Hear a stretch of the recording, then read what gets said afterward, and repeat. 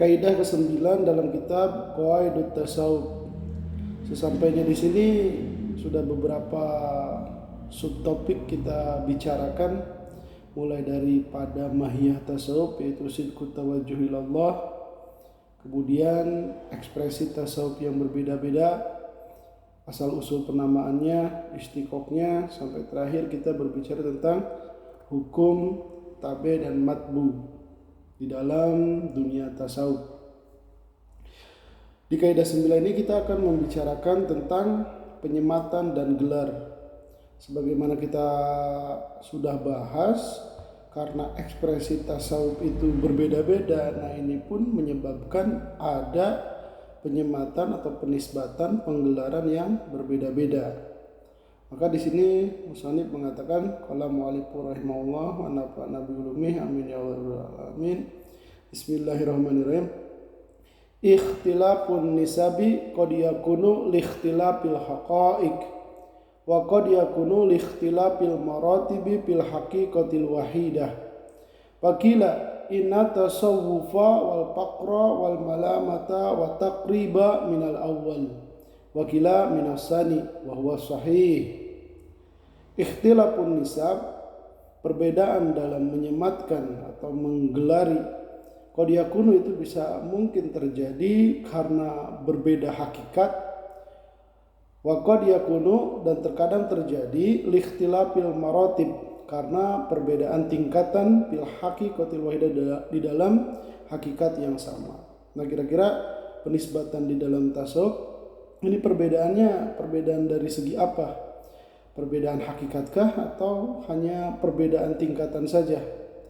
Pakila, maka dikatakan inna tasawwufa, bahwasanya tasawuf nisbatnya adalah sufi, wal faqra, di sini penyematannya adalah fakir, wal malamah, dan malamah penisbatannya adalah malamati, wa takrib, dan takrib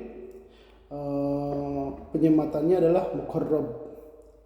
Ini ada yang mengatakan minal awal, termasuk dari yang pertama, yaitu perbedaan ini adalah perbedaan hakikat katanya. Wakil ada yang mengatakan minasani, ini termasuk yang kedua, yakni perbedaan tingkatan saja, adapun hakikatnya sama. Bahwa pendapat kedua ini as-sahih, itu adalah pendapat yang benar. Maka berdasarkan kebenaran atau kesahihan, keabsahan ini yang musannif tarjih, musannif mengatakan ala ana sufi, bahwasanya seorang sufi huwa al-amil, dia adalah pelakon atau pelaku bitasfiyati waqtihi amma siwallah, di dalam menjernihkan, mensucikan waktunya dari sesuatu selain hak, amma siwal haqqi, dari sesuatu yang selain yang hak, yakni hak di situ adalah Allah Subhanahu wa taala.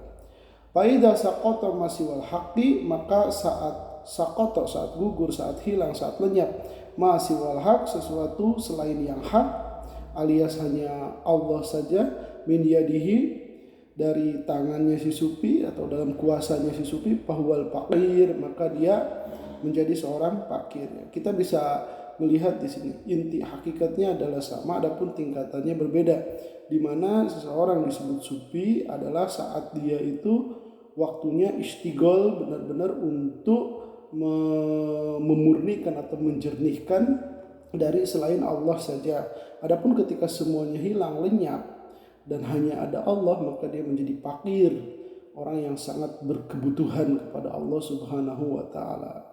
Wal malamatiyu minhuma huwa alladzi la yudhiru khairan wa la yudmiru syarran, ka ashabil hirapi wal ashbabi wa nahwihim min ahli tariq. Wal muqarrabu man kamulat ahwaluhu fakana bi rabbih li rabbih, laisa lahu an siwal haqqi ikhbarun wala ma'a ghairillahi qararun, fafham. Dan malamati, malamati itu secara akar kata dia laum, artinya tercela atau dicela. Ini menunjukkan maksudnya malamati itu adalah bergaul, berkehidupan sosial. Nah, ada malamati di dalam istilah tasawuf.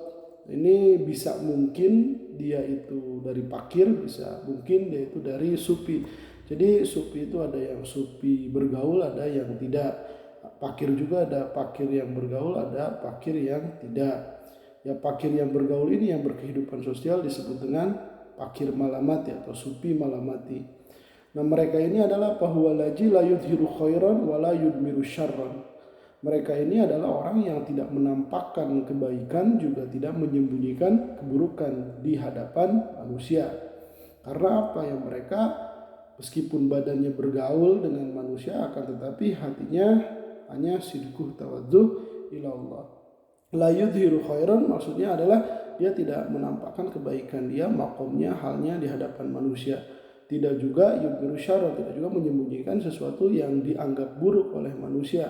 Maksudnya apabila seorang sufi yang malamati ini dia meninggalkan atau ingin menghidupkan agamanya Allah, meskipun menurut orang lain itu buruk, ya mereka laksanakan, tidak disembunyikan, meskipun dia harus dicela, meskipun dia harus dicemooh. Atau layud miru syarron itu ya sufi ini mereka berusaha untuk menjauhi larangan-larangan Allah gitu. Meskipun penjauhan larangan-larangan Allah itu menurut orang-orang buruk, tapi dia tetap melaksanakannya.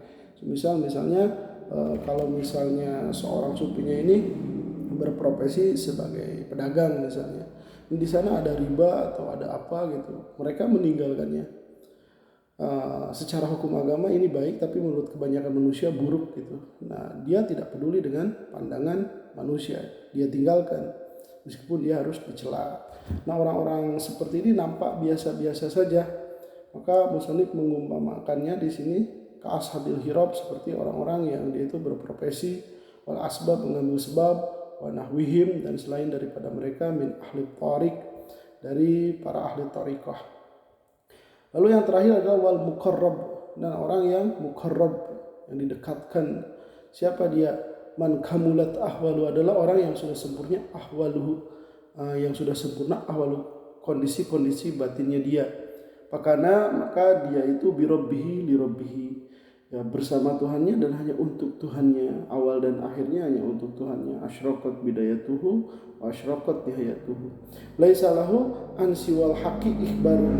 Jadi bagi dia muqarrab ini tidak ada selain daripada yang hak, yakni Allah Subhanahu wa taala, ikhbarun, cerita-cerita atau informasi, enggak ada, hidupnya hanya bersama Allah saja.